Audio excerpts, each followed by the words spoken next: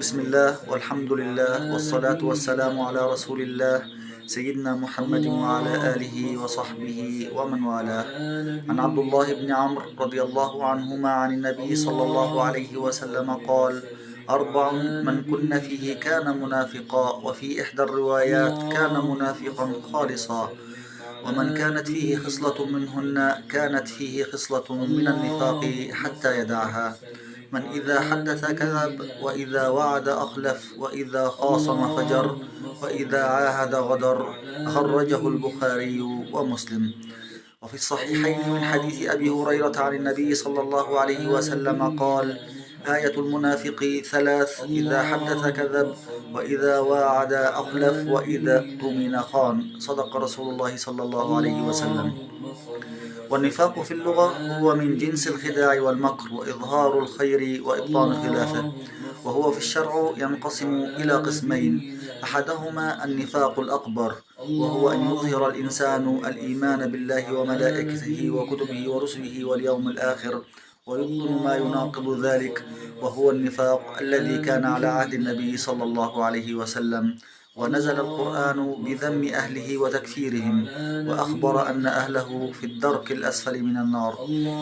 والثاني النفاق الأصغر، وهو نفاق العمل، وهو أن يظهر الإنسان علانية صالحة ويبطن ما يخالف ذلك. وأصول هذا النفاق ترجع إلى الخصال المذكورة في هذين الحديثين، وهي 5: أحدها أن يحدث بحديث لمن يصدقه به وهو كاذب له.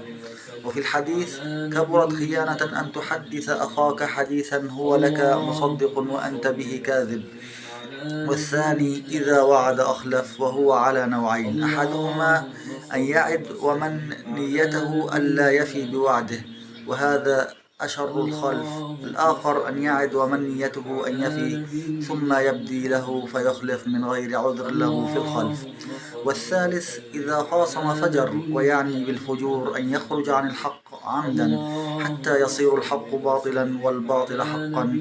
فإذا كان الرجل ذا قدرة عند الخصوم على أن ينتصر للباطل ويخيل للسامع أنه حق ويوهن الحق ويخرجه في صورة الباطل، كان ذلك من أقبح المحرمات ومن أخبث خصال النفاق. الرابع إذا عاهد غدر ولم يفي بالعهد، وقد أمر الله بالوفاء بالعهد فقال: وأوفوا بالعهد إن العهد كان مسؤولا. صدق الله العظيم. وفي الصحيحين عن ابن عمر عن النبي صلى الله عليه وسلم قال: لكل غادر لواء يوم القيامة يعرف به.